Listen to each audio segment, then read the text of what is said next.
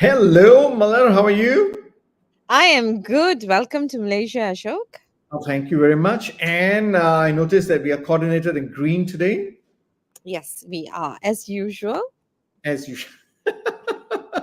Okay, and welcome everyone who is logged into our show. Thank you for logging to Leadership in Flow Asia Season 3. And what is this show about? This is the show where we interview quiet leaders who do things differently, who are practitioners on the ground, and who looks at not only business result but also personal growth and leadership growth. And we try to take out the nuggets from them and the wisdom that they have been practicing for themselves and how they've been making an impact. So yes, Malar, today we've got a very interesting guest that you have brought in, Mr. Aravind. Aravind Karthigesu, right? That's right. Now, we're going to introduce him, but before that, I just want to say, when I was looking him up on the LinkedIn and had a conversation last week or so, it's very interesting to see how, yes, he is currently a service sales director for Mm-hmm. Asia Pacific at Baker Hughes. But if you go back to his past, right, he was a HR person too, and to me that's like, hey, HR to sales, and wow. And he's a person who focuses on people, process, and P&L. I think that's extremely important. But what else can you add about him before we bring him up? So I met Aravind when he was in HR, and I think I dare say that I've known him at least for I think about 20 years, right? I think feels so long. Oof. But what's really interesting and inspiring, actually, I would consider Aravind not just a leader, but a person that I look up to because I have seen him in the last 20 years growing as a leader, right? Now, what do I mean by that? When I first met Aravind, he was so passionate about people. And one of those things that we often struggle with is that can you be passionate about people and still drive performance results? Nice. But I think in our pre-show interview, I think Aravind again, inspired me because not only he shows how do we stay passionate about people yet focused on the performance, but now Mm. he steps up his game by also talking about how do you lead responsibly by living the world a better place, which Nice. is ESG, right? And I think a lot of us struggle. I think we all have our heart maybe in the right place because we want to do what is right. But I think it's we are very blessed to be able to speak to someone who thinks about it, talks about it, and continues to be able to do it despite the struggle. So without further ado, let's bring Aravind Let's Karthi. go. Yeah. Aravind. Hey, how are you guys doing? We are doing very well because you're on the show. We forgot to tell you you should wear green, but I think your background is green, so you're good. I That's fine. didn't get the memo. I didn't get the memo like both of you coordinated, but I coordinated with the background. So I think we're all good. We're all good. Thank you for saying yes to the show. And if I have not said that to you in person, I think please remember that you've inspired me. I think just in the way you've continued to be consistent, living your life, being very true to who you are and showing that in your leadership role. So, welcome to the show. Thanks for saying yes. And let's get on. So, Pleasure to be here. Pleasure to be here. And I think I'm deeply touched by your kind words. So thank you very much. all right. So, Ashok, how shall we drill Arvind? I think I like to hear his story from the very beginning because I would like to know, Arvind, right? You said you focus on people, process, and profits, right? And I'd like to know how that has brought you to where you are today. Let's start with that. Let's talk about Right, you right. and your Okay, key people. okay. And I hope I'll keep it as interesting and catchy as possible. Look, so where I am right now, and then we'll go back to how I started my career, right? So I'm in this great company. I think you see the logo behind me, Baker Hughes, right? That's the company right there. I'm the Executive Sales Director for Asia Pacific. So it's quite a large role across the whole of Asia Pacific. I'm based here in Kuala Lumpur. So a Penang boy, now done pretty well, and now based here in Kuala Lumpur makes me very proud, right, to be part of this organization and run Asia Pacific from Malaysia. And it's a fairly large organization. We'll get into Baker Hughes in a bit if you want to talk a little bit more about Baker Hughes. But so that's where I am right now. If you introduce the people, the process, and then where we've got to profit and sales. So the journey started with me, I would say, before I even started my career. I was very deeply interested in people, as Malad, you've pointed out. I wanted to do something, even in my degree, while dealing with people. And at that point in time, it was the early 90s, and I was deciding, do I deal with people inside a company, or do I want to deal with people outside of a company? And that was, inside means human resource, outside means sales. And I decided to then think, maybe inside a company would be better. So I did a degree in human resource. I started off my career in human resource as well with a hotel chain. I think, Malad, that's where we met quite some time ago, maybe more than 20 years ago. So I did some work with a hotel chain, human resource. I moved to a lift and escalator company as well, again in human resource. But then I've always been an ambitious guy. I've always been thinking, what can I do to lead a company, right? An early vision, Ashok, if you ask me, has always been, and I remember this quite vividly. I would be with a girlfriend or a wife, in this vision, and we'll be sitting outside a theater, and we're about to go inside this theater to watch a show. And we're with some friends of hers, and I'm on this phone because I'm this important business guy, and I've been talking on the phone. I'll say, wait, I'm going to come, but hang on a minute, I could have finished this call. And then the girlfriend would be saying, hey, look at him. He's always busy. He's always on the phone. He's such a big businessman. And that vision, in fact, till today sort of sticks with me, because that's how that vision or ambition of being in a business world, in an important position, has always stuck with me, right? Even from a young age. So with human resource, then I said, look, I want to try something different. But with that vision, I knew that just people is not enough. You need to know numbers. So I did an MBA. While I was working, I did an MBA in finance. So you get that numbers piece with me. I completed that MBA, kept on knocking on management door to say, hey, I need something different. They didn't throw me straight away into P&L or profit and loss management or running a business. They said, hey, why don't you become a black belt, a Six Sigma black belt, learn process improvement, learn a little bit more about the products, the process of the business. So I said, okay, I'll do that. I did my Six Sigma black belt certification. I started leading that. So that's where process improvement, how do you look at a process, break it down into pieces, really try to improve it. That's where that came into it. Then I did that for a few years, and then I said, hey, but still, that's not my ambition. My ambition is to lead a large organization. So I kept on knocking again on management door. And finally, in 2009, they gave me an allocation to go to Singapore to run the business for this company in Singapore. Went to Singapore, young, Aravind, just wanting to really, know the business, never customer facing before. So in Singapore as well, you can see that you'd have to deal, this time, that company was a large power organization, right? And I had to deal with CEOs at that time. And I remember my first customer interaction was a very nervous one. I went into this room of a CEO, started introducing myself and talking about my company, talking about Aravind. After 5 minutes, he said, stop. I don't want to hear anything more. Here's a letter. He passed a letter over to me. He said, your company has been delinquent in many, many things. I want you to rectify these problems. This is a lawyer letter. If you don't rectify it, I'm going to sue you. And then he says, thank you. And he walks out the door.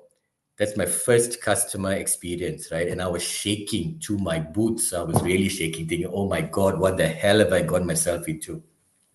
But again, I mean, it was all about dealing with what he wanted. He really just wanted a good deal in terms of some products that we wanted to sell to him. We then had a very good relationship. And I had, from then, very good relationships with the customers that I've served. So Singapore was great, a great learning of how to run a business. I then grew that. They transferred me into Thailand, spent 4.5 years in Bangkok, Thailand, running the Thai organization, Myanmar, Philippines, Vietnam from Thailand. And then I came back to Malaysia in 2016, became an executive for GE, and then it became GE Oil and Gas, Baker Hughes.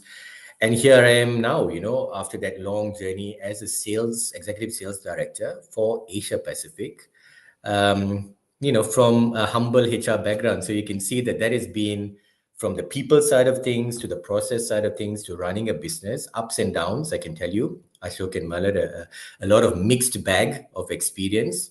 But look, I mean, it's been great. It's been a fantastic journey, and I will never trade that for anything else. It's been really good. Okay, thank you very much for that.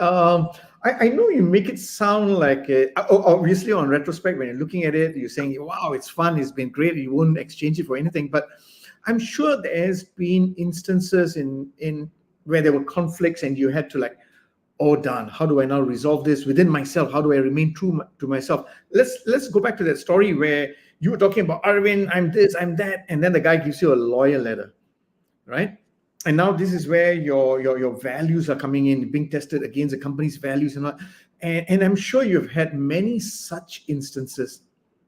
How do you manage your internal conflicts to remain true to yourself? So that's quite interesting. I've thought about that quite a lot, right? And my mind goes back to, I think, while I was learning economics during A levels, and there was this triangle that comes to mind. The triangle was always about cost, quality, and time, right? In a triangle, and the saying was, you cannot have it all.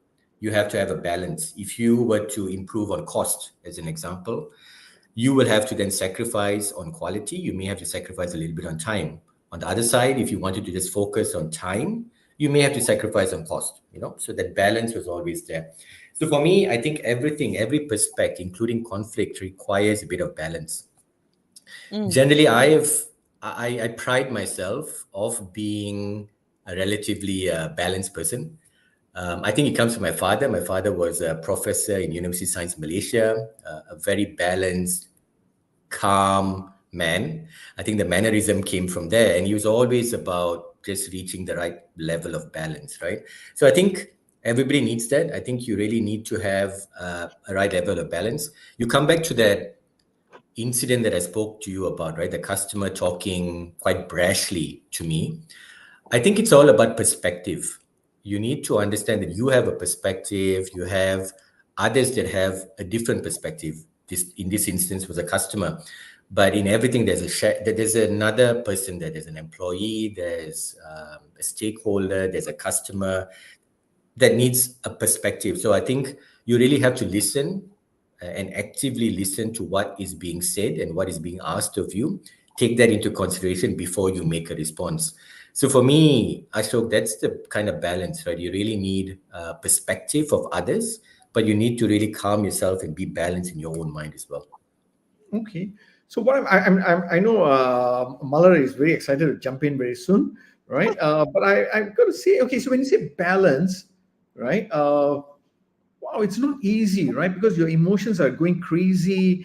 You're trying to make sense of the situation. You got to come up with right answers. And how do you now then put the right perspective, right? I know you say you have to listen. I get that.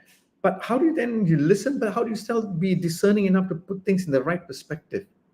Or what is perspective for you? So I guess that goes a lot deeper into your sense of self and your sense of awareness, right? And it's been a long journey. I've come right now. I'm close to 50 years old, so I can actually go back on the experiences that I've had, and it's really down to reflecting on your experiences and really what's important in life, right? So I think important in life for me is health. That's first and foremost. It is then the well-being of my family. And then you could say career and, what other not takes precedence. If you take that perspective and you always keep that perspective in mind, and I always remind myself regularly on that perspective, whenever you're shouted at in a customer meeting, whenever there's a tough decision to make about your career. When you put that into perspective, you then do a bit of a checklist. Say, is my health okay? Yeah. Is the family pretty happy? Generally. So why am I so stressed out about this particular small thing that in the larger frame of things, it is in fact quite insignificant? So if you take a step back, you take a deep breath, you calm yourself and you think about it in the grand scheme of things, I think then you get a better perspective in handling that particular situation. Once you calm yourself and you take away all that other noise, because people stress themselves out with that inner voice that constantly churns. Once you like remove a lot of that churn, you can make more clearer decisions. And Ashok, I've lived my life, or I've lived at least this part of my life in that sort of thought process.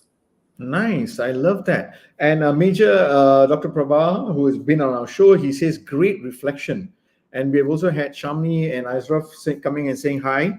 But thank you very much for that, Aravind, because I like the fact that you prioritize what is important. You got very important values in that sense. You ask yourself, okay, health is my most important, family, then career, and you go down that box and say, okay, all right. I like that way of putting in perspective.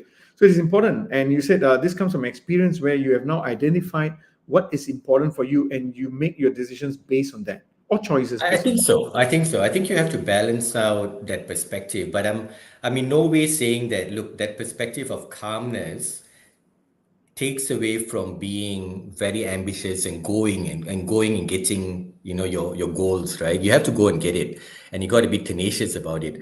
I give you again a very early example of something that struck me, and I do a lot of reflection and thinking about the past, which is helpful for how you want to lead your life in the future.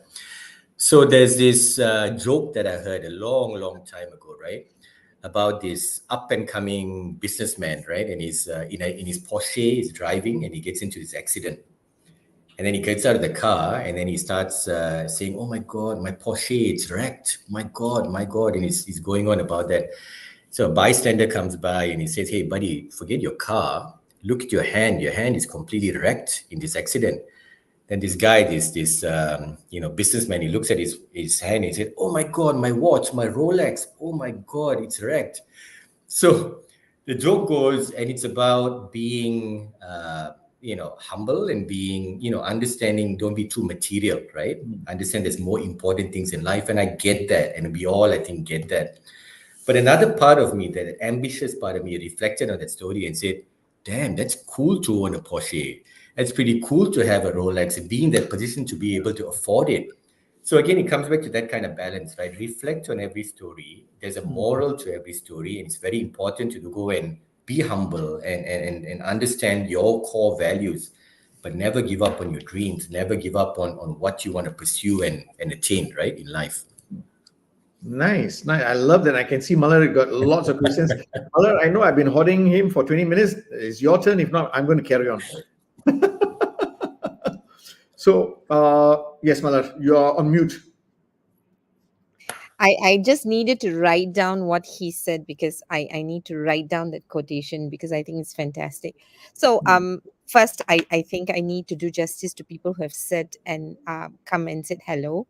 So Shamini says hello, Kirtana says hi, Ashraf says hello. So I'm not sure whether Ashraf is your friend. So Ashraf Khalid, thank you for joining us. Major Prabha, thank you for joining us. Major says hello to all of us. Plus, he says great reflection, Aravind, right? Now, I've been listening to Aravind again, always in awe of your storytelling, right? I've always imagined you to be a part of our community, which is the trainers community, because he's always spoken very well. Now, and what I liked about your last story about the story on your Rolex and not giving up on your dream is that you've articulated that it's really okay to be both a dreamer, being materialistic without losing your values. Because I think we are so used to being in the world of choosing either or. We're pushed towards either or. And I think just looking at your background and looking at all the stories that you've shared, and the last one was a fantastic one, right? Because everyone is listening to the story and probably going the way we usually go. You see, don't be material. Look at what happened to you, and here you are throwing us, into a space to think about. Yeah, but isn't it cool to drive the car? Isn't it cool to have the Rolex, right? So which then makes us want to hold on to the dreams, and it's okay to hold on to the dreams, right? Which takes me back to your story of your dream, right? So what I thought was interesting, and of course I didn't know about it, right, is that you moved from HR, and I always knew. I also love the fact that you are okay to come and tell us that you're ambitious. I just love it because it does not take away your humility, right? And I think these are our aspirations when we talk about quiet leaders, right? That for us to talk about things that other people are struggling with, right? And that's exactly what you've brought to the show today, Aravind. So I want to thank you for that.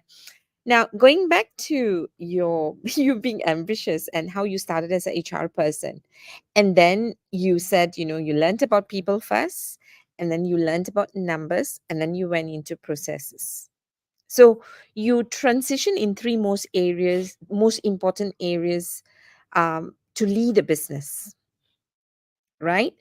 What I'm During this transition from people to number to process, you kept your dream going, right? How did you practice delayed gratification?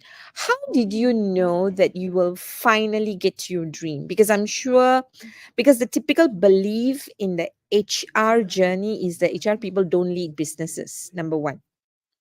Number two, uh, sometimes we want to lead business, we want to be in the board, but we don't want to do all the things that is required to be on the board, which is to understand numbers and the processes sometimes, right?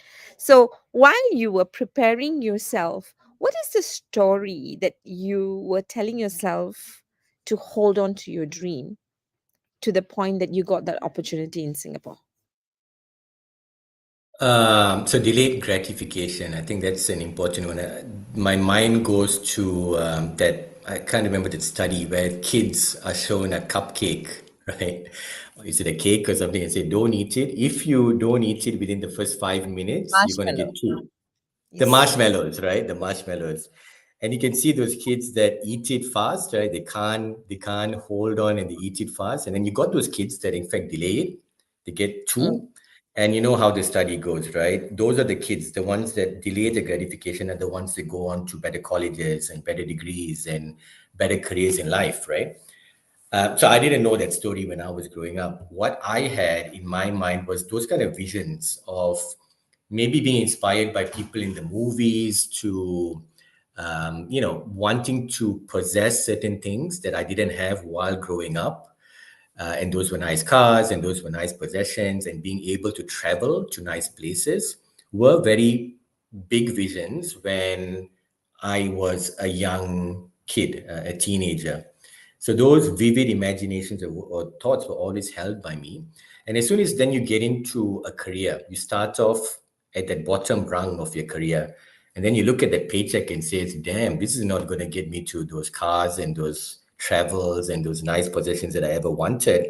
Then you start doing the math and saying, this means if I really want those important things, I need to start saving, I need to start investing, I need to start putting money aside. So delayed gratification in order to achieve that, right?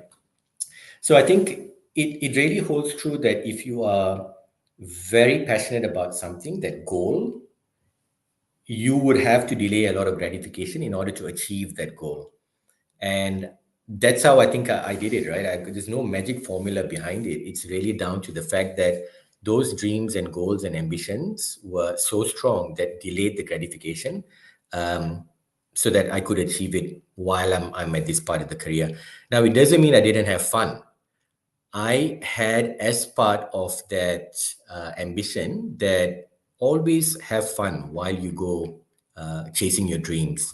So I will never change anything that I went through in my career because I always had fun throughout the whole journey. Mm. So when I'm listening to you, so you've put in very nicely that you knew how to delay the gratification, and I think the element of fun is really important, because I think sometimes when we delay our gratification, we have a sob story or the sacrificial story. I sacrifice all of this to get right. So you are beating all the normal odds or normal stories that people tell, that I sacrificed all of this, my youth, to be where I am. What you are saying is this, right? You stayed focused, you held on to your dream, and while you did all of that, you remembered to have fun. Help us understand a little bit about, when you talk about fun, how did fun come into the space of delayed gratification? Maybe you could give us one example. Yeah, sure. So, but I'll go back even on this delayed gratification piece. Goes back to just a memory of my first job, and I would say my first job. So, you guys guess at what age do you think I got my first job? Take a guess. 18. Legal age 16? No, at the age of I would say 8 or 9 years old. Was how I count my first job, and I'll give you this, right? So I went to my dad was, as I said, a professor in University of Science Malaysia. So we during his professorship to study his professorship, we were the whole family was moved to Leicester in England. And there was this young Malaysian boy going at the age of 8 years old, going to schools in England. And it was a fantastic, eye opening experience, right? We spent 3 years over there. And I went to a public school and right outside. So it's a big school. It used to go on from, I think, if I'm not mistaken, 8:30 in the morning. And the recess or the bell would ring at the end of the day at about 3 o'clock. And there was this little tuck shop, or let's say sweet shop, right outside of the school.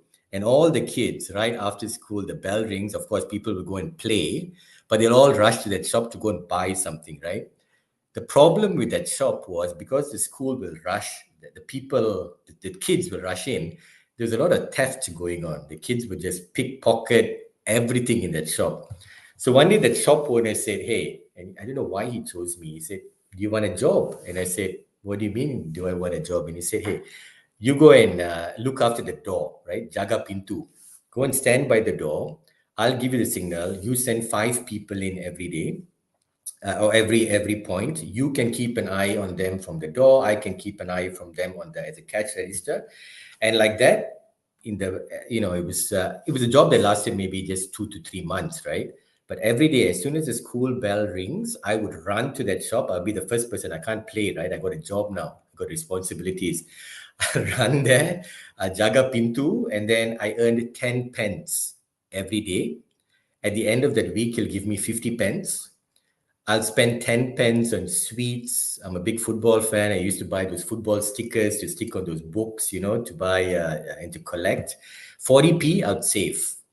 And I'd save towards Christmas or a bigger gift, right? So again, from a very young age, maybe it came from my parents, but they already instilled in you the importance of the delayed gratification piece.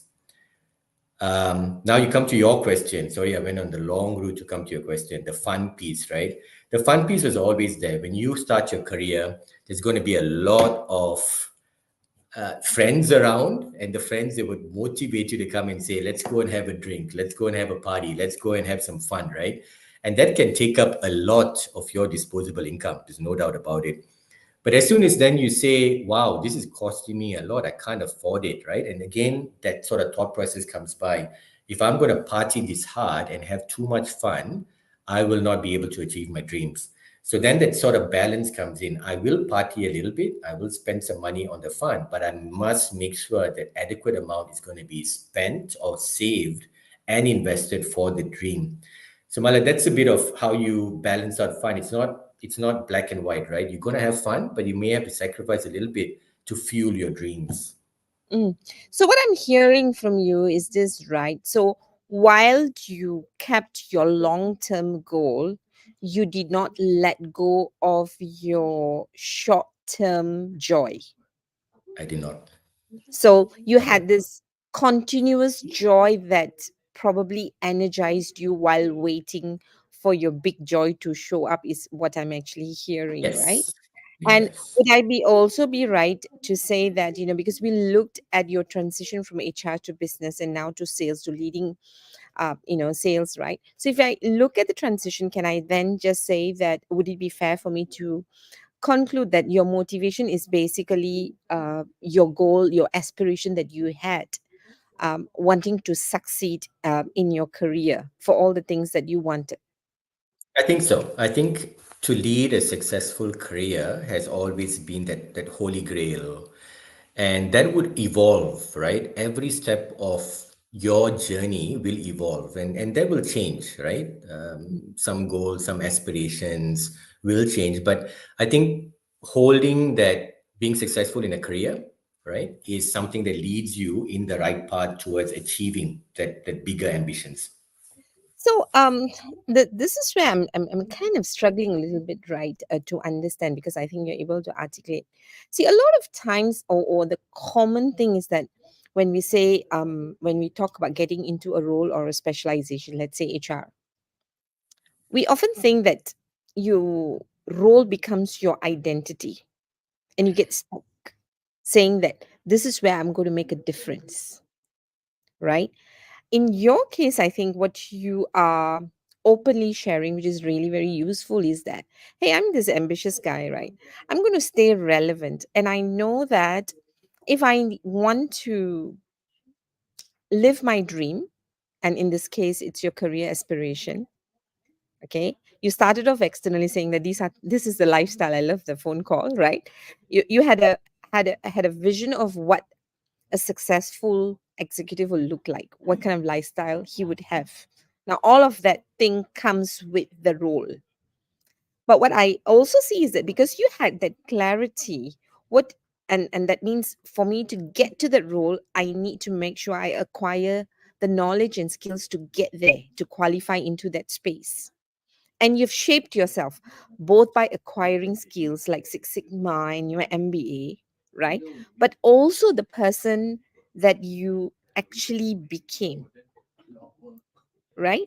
So, so what I'm really interested, I suppose, in terms of the question I have for you is that, what would be your advice to people who might be stuck in a role or a job that may not be seen as one that would lead a business or that would lead you into the ambitious path? What is the transition as an individual that you need to make?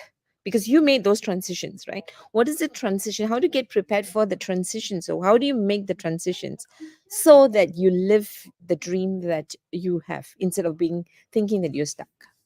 Right. So I think that word is relevance, right? And you mentioned it. How do you stay relevant in no matter what field that you are? For me, yes, the identity is not based on a certain role, but the identity was based on what I wanted to be and what value I could add to an organization. So it's the value of Aravind that could be applied to an organization. And that allowed me then to have that vision to say, I want to lead an organization. And the stepping stones were people, numbers, so finance, and then the process, right, piece, which then allows you the right stepping stones towards leading an organization. I think you need to have that clarity of how you remain relevant. So Mm, that has to be a very clear mindset. How the clarity comes can be through talking to people again, perspectives of people that are already there, and asking them what their life journey was and what are their advice towards remaining relevant. What I do a lot is as well, I think that journey of self-learning, you got to always be picking up what is important in today's, what's happening. So like a habit that I've cultivated right now, I travel quite a bit. I spend in a month, 2 weeks at least in a plane or going somewhere else. I use that flight journeys, right, to always pick up a magazine before I get on that flight and read about what's happening in the world, be it politics, be it culture, be it business, be it anything. So you pick that up, and it just keeps you still. I like to use the term relevant because you're just picking up and you're learning step by step. Because if you're not going to be given a training course to go and attend, you better be investing in yourself in order to pick up these little nuances, right? Which help towards, to your word, Malad, being relevant. So I think that's important. The perspective of other people as well. Again, the people that you look up to, that you believe are role models to you, Mm. question them, inquire from them, what's the right stepping stones, and then that's pretty good advice to morph yourself into where you want to be. Nice, nice. Thank you. So, very clear, right? So, I think it's a question that is relevant for everybody, whether we are relevant, the clarity about relevance of whatever we are doing right now, right? So, our clarity of relevance. And when you know what would make you stay relevant is, how do I now get there, right? Make sure I acquire the knowledge and skills to be relevant. And I love the part that you say, don't wait for the organization to make you relevant. You stay relevant, but with your self learning. And also, right? I think what I loved about what you said is go and find out what are the best practices by asking people who have already walked the path for their wisdom and take on what you probably need, right? I'm just going to ask one more transition question before I pass on to Ashok, right? Now, so it's very interesting. You've already done all of this transition from HR to numbers to processes. And now, in our conversation, I think one of the bigger transitions that you shared very comfortably, confidently, is the transition into caring for the environment, right? And this is something all leaders need to start paying attention, whether we like it or not, right? So help us understand what triggered you towards this route, because it's not just about ESG or a KPI, but I could feel how it was part of your own journey and purpose. So help us understand how you got there. So I think this environment, care for what's happening in the world environmentally has been something that has come up in the last 10, 15, 20 years in me, right? Personally, if you guys look back, and we all grew up in Malaysia, so we all know how it was back in those days. And yes, we had floods, we had rain, we had some pretty hot weather. But I just reflect back to say now, and you look at how the weather is right now, it's pretty bad, in terms of the heat levels that we have to face, the floodings that we have to face, the storms that are coming up. Seems to have grown significantly from 20, 30 years ago. And that's not a big time span, 20, 30 years. It's just a very short time span. And if you look at the science behind it, yes, we are coming out of a cold or ice age. It's when the planet, if you look at it, it's coming out of that. So yeah, you can expect warmer weather, but it's not as bad as this. And it's a lot of our own doing, right? It's a lot of our own doing. So I think that has spurred me towards thinking about what we can do better for the environment. For me, I'm an avid scuba diver. That's one of my hobbies that I really like. I spend a lot of time diving, and not as much as I would like to, but I spend a lot of time diving. And again, I've been diving for maybe 20 plus years. And if I reflect back on when I first started diving in Tioman, in Perhentian, in Sipadan, and many of these other islands, and I compare then to now, you can see underwater, the fish life is much less, the coral reefs are much less. We're still blessed with plenty of it, but when you compare, it's definitely deteriorating, right? I came up on one dive recently, and while I was coming up, I came up with a plastic bag on top of my head, right? Rubbish all around in the sea. Not great, not great at all. So I think that those are the kind of things that really personalizes the message, right? That we really have to do something towards the environment. So that for me, Mala, personally comes back to why I believe we have to do more towards leading the right things for the environment. Right. I can Thanks. I That's can good. see sorry, I can see that you're very sensitive about the shifts and the changes, and then reconnecting and being curious about it, and again connecting it to the larger world, right? So I think there's just so much of sensitivity to the world we live in. So thank you very much. Yes, Ashok, you can have Arvind now. Are you sure? Yeah, no, thanks a lot for that, Arvind, because what I've picked up in the last half an hour or so is about having that balanced view, having the perspectives from learning from others, and always being relevant. And you transited very well into talking about environment because you've had personal experience with it, how you've seen the clear waters to murky waters and fish life, depleting in that sense. So that's something personal for you. But now, how do you now, as a business person, as a salesperson in that sense, right? How do you now balance a profit that you need to make with the eco-friendly practices in a business? Right, How do you balance that? right. It's an important thing to balance. Hey, one other story I would like to share, right? Hmm. On, let's say, a personal story about the environment. I was blessed enough to take the family to Tanzania last year for a safari, right, in Africa. And when we were in there looking at all these gorgeous animals in their natural habitats, we came upon this pride of lions and lionesses. And this was in the afternoon. And generally in the afternoon, these lions and lionesses will be on the ground, they'll sleep, right? They hunt at night. In the afternoons, they'll sleep. And the weather was pretty hot that generally they'll sleep under a tree. They'll always find shade. This time, they were in fact sleeping on top of the tree. They found the branches and they were sleeping on top of the tree. And I asked the guide, I said, why are they doing that? And they said, now the behavior of these lions is changing in a sense that because the ground is becoming too hot, they can't even lie down under a tree anymore. They have to go and find shade at the higher part of the tree. And that's the only way they're going to be able to beat the heat.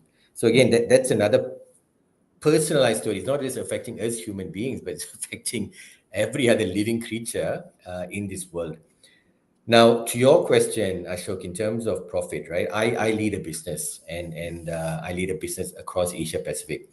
It's the prime objective and an important objective to turn a profit for the company. There's no doubt about it. It's my duty as an employee. It's a duty of every employee, and it's a duty to our shareholders to be able to turn a profit. So I think that will never go away.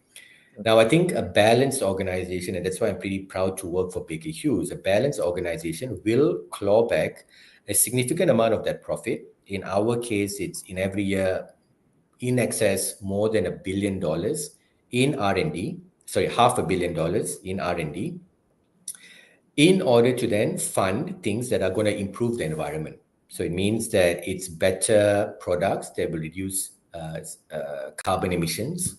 It is looking at research and developing in things like carbon capture and storage, hydrogen, geothermal, electrification, and many other things, right? So we're not just part of the problem, we're part of the solution. And that makes me really proud that I can, in fact, be part of that solution, right? So I think that's the balance. Again, we come down to the balance. You need to turn a profit. It's essential, but you need to balance it out in terms of making this planet a bit more sustainable as well. Oh, fantastic. I can see how why you've chosen this company because it kind of like correlates to your own personal values, isn't it? Because early on you were sharing with us about there's nothing wrong about focusing on materials, but also on your ambition in that sense and having fun, you know? So what you've just shared is, yes, your primary objective has to be the profits.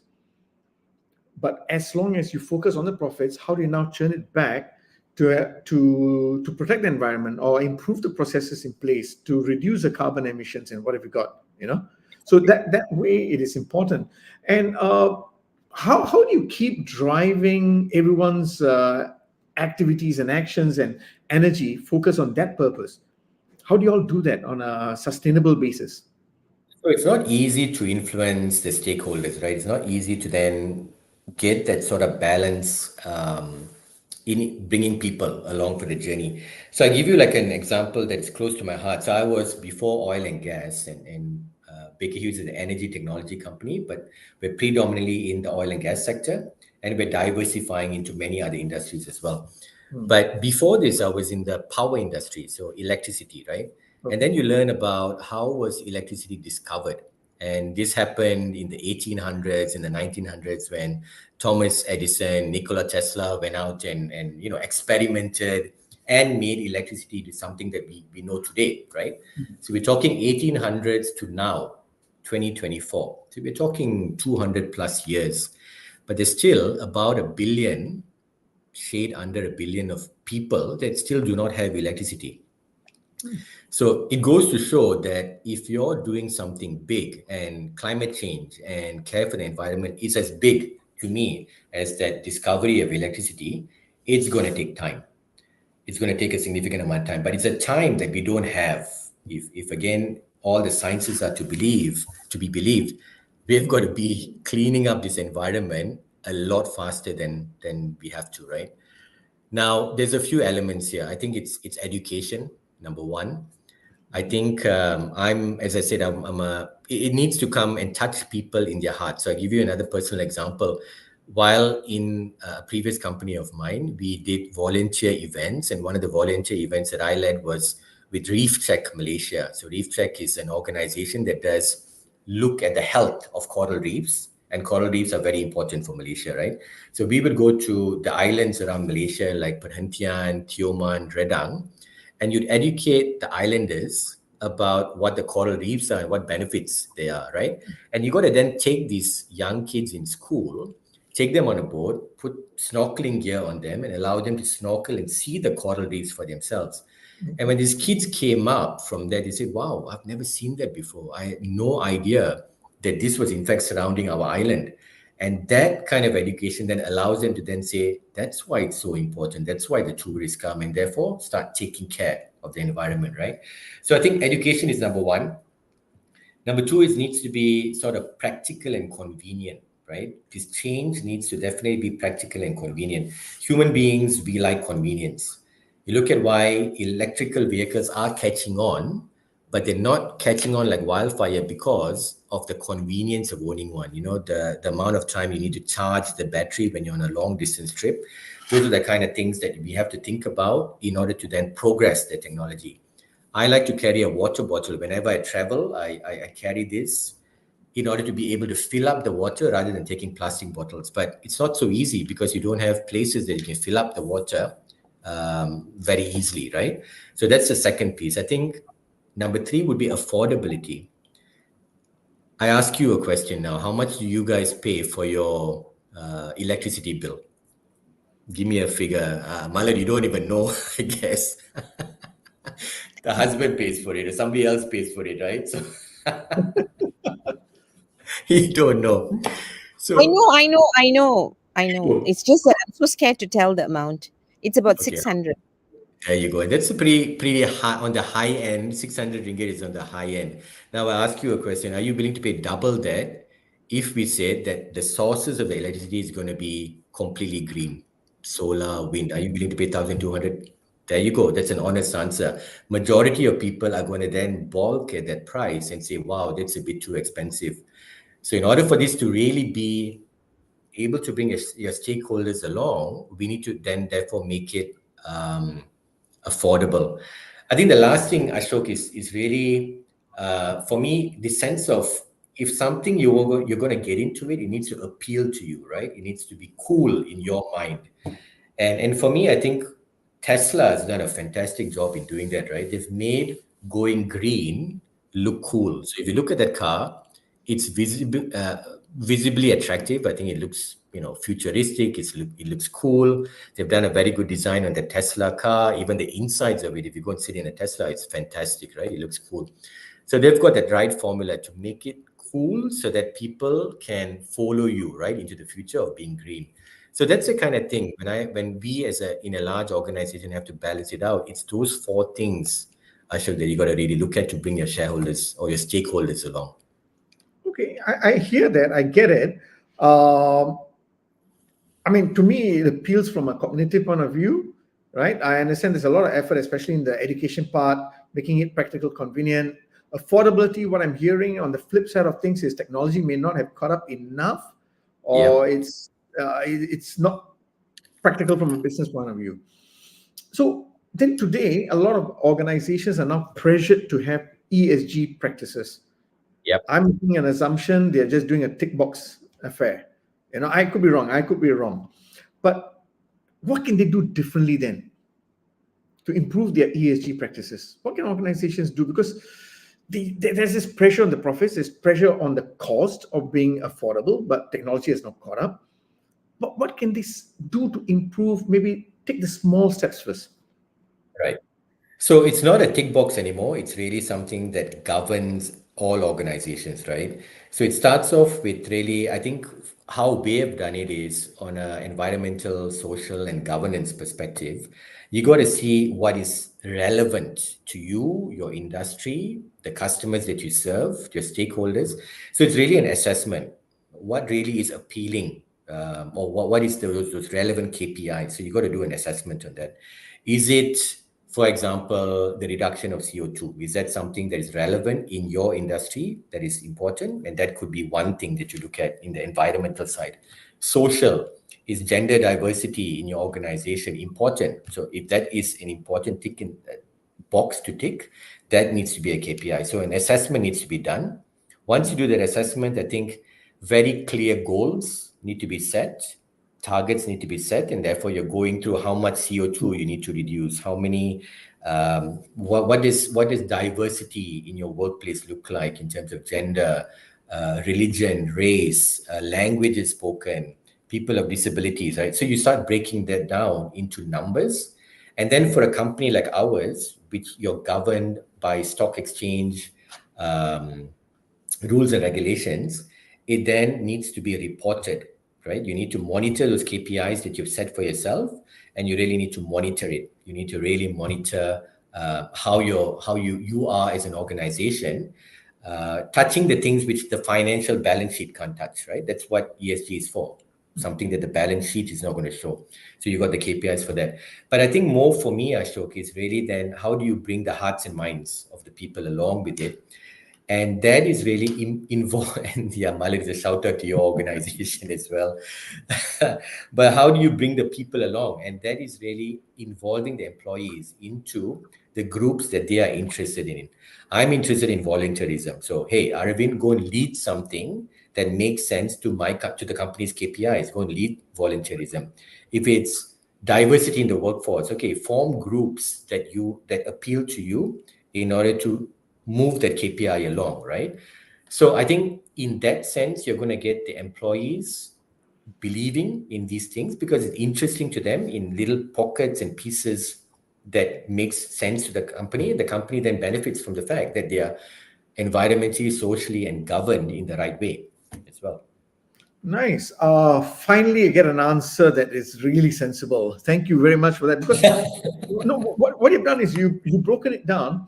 If anyone is listening here, it's very clear now. Say, okay, if your ESG goals are important for you, let's put skin in the game. Let's now assess on each area, right? Where you're dropping the ball. And then when you identify that, let's put in place the right practices. Let's measure it through KPIs.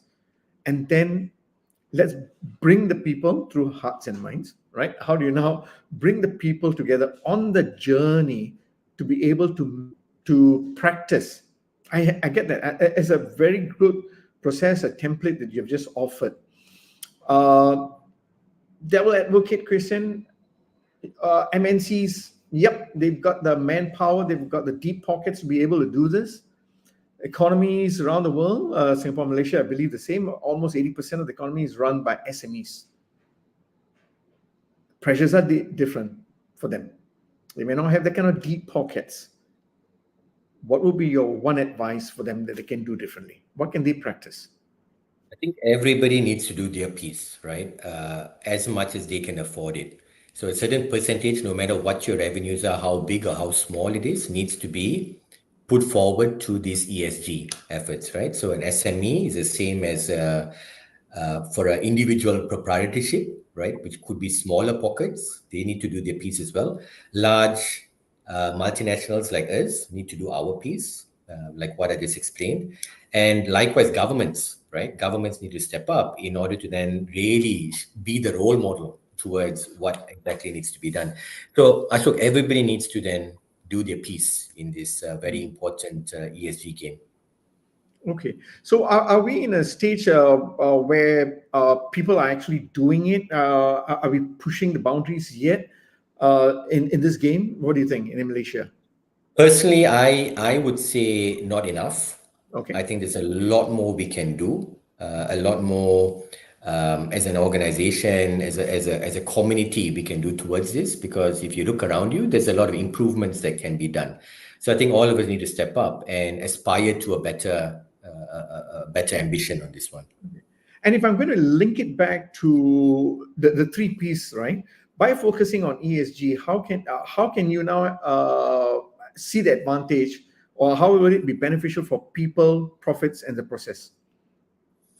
Again, as I say, the balance sheet is the balance sheet. It's going to give you the numbers of an organization, but truly an organization that you would trust, in my perspective, is an organization that puts its efforts behind the environmental, social, and governance of its activities.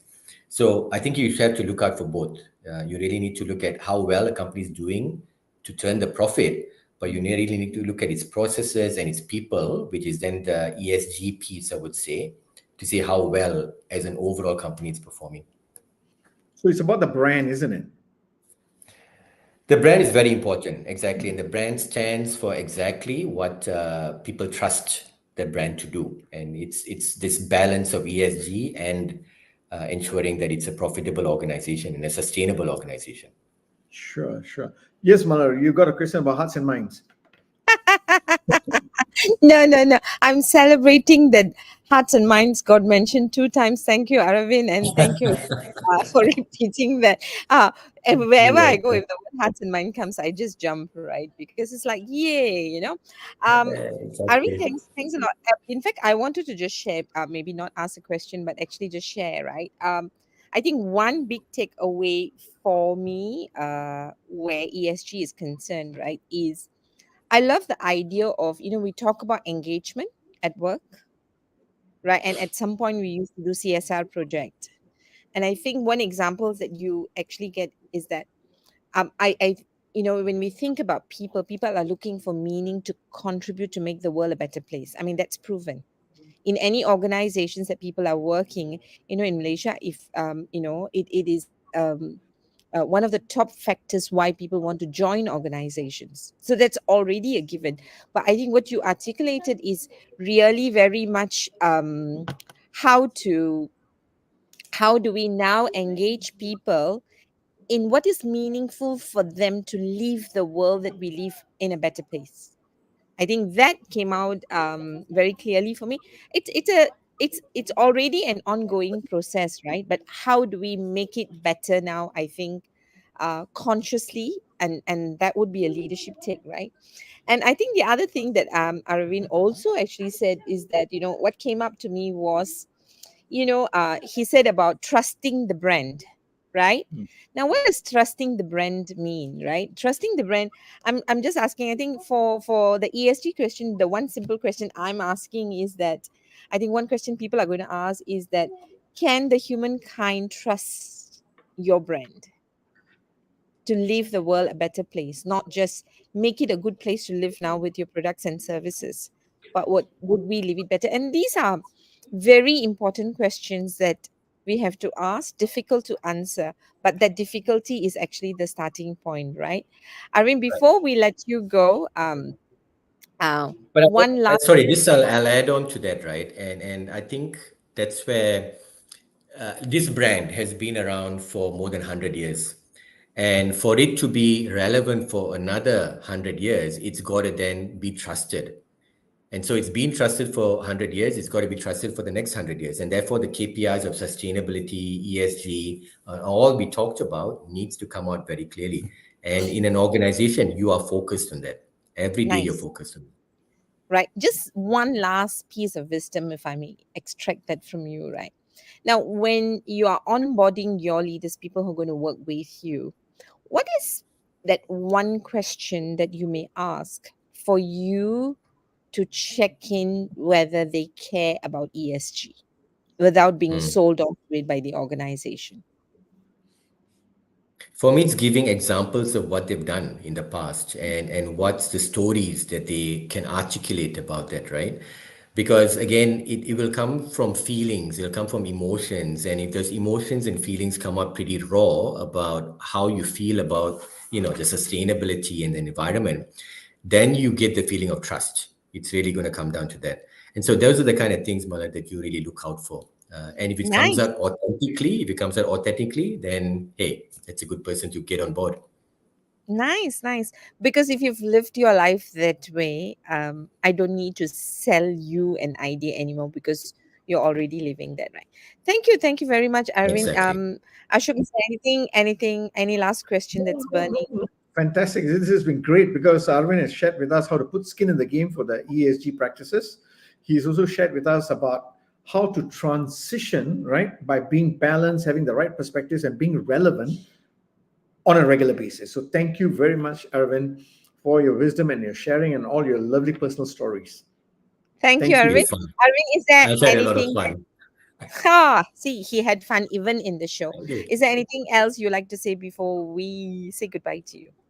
No, no, I think I've shared as much as I could. Just thank you for the opportunity. It's been fantastic. I've had a lot of fun.